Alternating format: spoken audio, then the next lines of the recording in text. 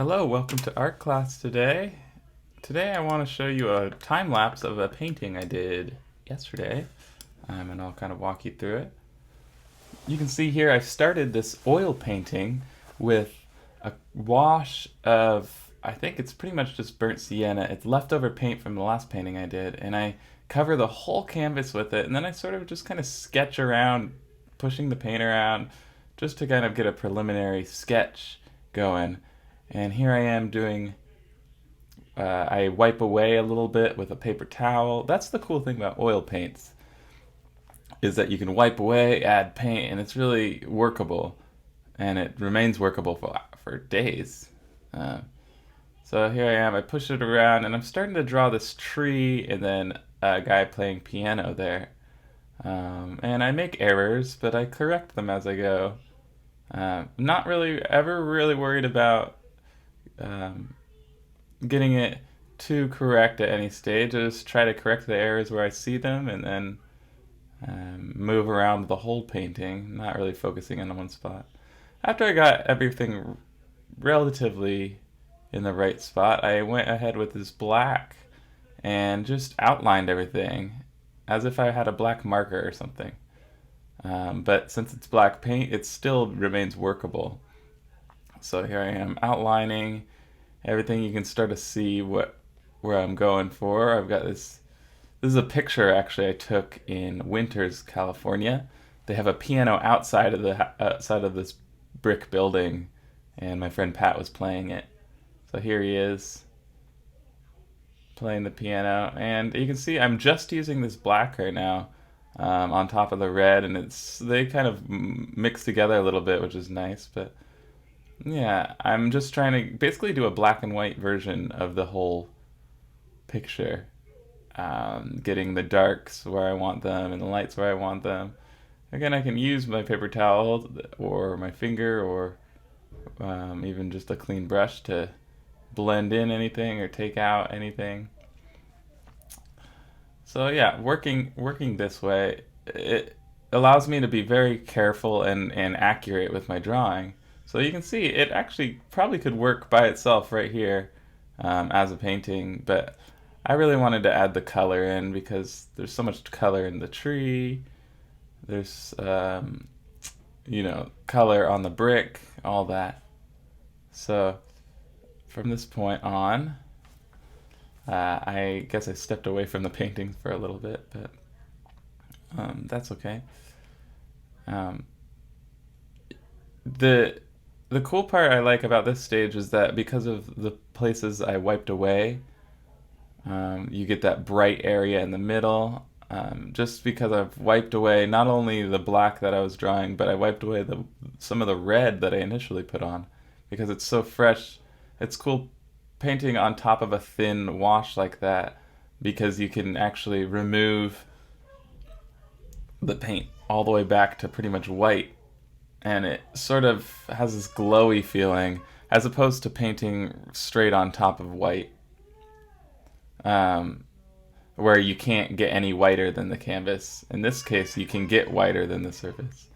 So this is nighttime now, so the lighting kind of got dimmer, but you can see uh, I made quite a bit of progress in between the takes there, but um, that's because my film was filming, but my camera was off. Anyways, so I'm just adding more colors. I've added bricks, but not bricks to the whole building. I've only added them in the reddest areas. I've chose to kind of leave a lot of it up to imagination. And I'm starting to notice that the left and right pattern of the bricks sort of, since there's so many different colors of bricks, there's dark red, and then there's these like white bricks that I'm drawing in now. Um, they interlock with that tree above, and also on this piano here, there's bits of light hitting the piano, so I get bits of light on the piano, all sorts of different left to right strokes on the bricks, and so I decide, hey, why don't I just take the bush on the left and the tree, and I will go ahead and continue that sort of left to right stroke, so that all kind of blends together. I've been interested in that concept of of mixing together the different things in a picture. So like the building and the tree almost become one thing. Uh, just sort of interesting. I read something about a different painter, De Chiciro. I don't remember how to pronounce it, but he had a crisis where I think he broke a bone or something like that. And as he was sitting at the hospital looking out at the landscape, he had an epiphany about the world was healing itself just like his bones were healing. Um, in that, like, the buildings and the fences and the trees and the ground all sort of mixing together. And that thought really inspired me to see where maybe how I could, on my canvas, make a little bit more of a healed world, where everything is sort of connected together. The people are connected to the objects, which are connected to plants and trees and the ground and buildings. It's not man-made versus nature. It's all sort of one thing here. Um, you can see Olive's hand over there real quick. Uh, yeah, so I'm just going at it with all sorts of darknesses and lightnesses in the tree, in the bushes, in the bricks, using my black and white sketch as a guide. So I already know where the dark greens should go because I just put them on top of the dark areas I already did. And I already know where the light greens should go. I just put them on top of the areas that um, I wiped away a little bit. So that saves me a lot of trouble because I don't have to, think too hard at this point. I just kind of mix a dark green, really dark. Now I'm going in with like black now. Mix a dark color and go in with it as I wish, on top of the areas that are already dark. Mix the light color, go on top of the areas that are already light. And that way I know that since the painting worked at that black and white stage, or black and red rather, I know it's going to work when I add color on top of it. So you can see it's really starting to come together here. I only have a few more stages to go. But I haven't put in these beautiful pink flowers at the top. So I think that's going to come up pretty soon here. Mixing my colors. What am I going to mix here? Yeah. So I'm going in with the pink now. This tree was blooming these beautiful pink flowers. So I think I saved this part till now in the painting because it's one of my favorite parts, and it's kind of like the cherry on top. I knew that after the pink would come in, it would really tie everything together.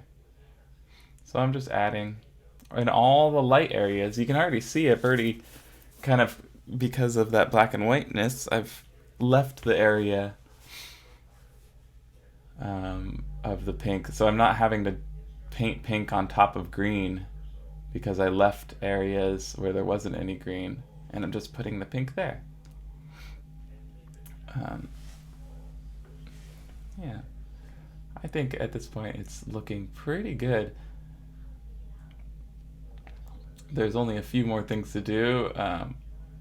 What I'll do with some of those black lines that I put in the beginning is you can tell they're not all there anymore, because what I did was I blended away one side of the line. So you get a sharp edge on one side, but then instead of a thick line, I kind of blend away the left side or the right side or the top or the bottom of the line so that it goes into whichever form I'm trying to darken.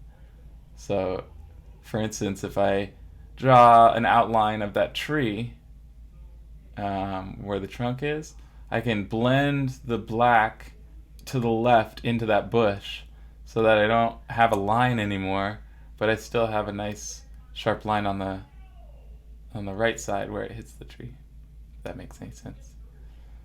I did the same thing on the piano and on Pat himself there. I'm going in with some light highlights. I want to add, bring out the tree a little bit, add little dapples of light onto the piano, because again, I want everything to sort of be mixing together here. I noticed that it really was starting to get a theme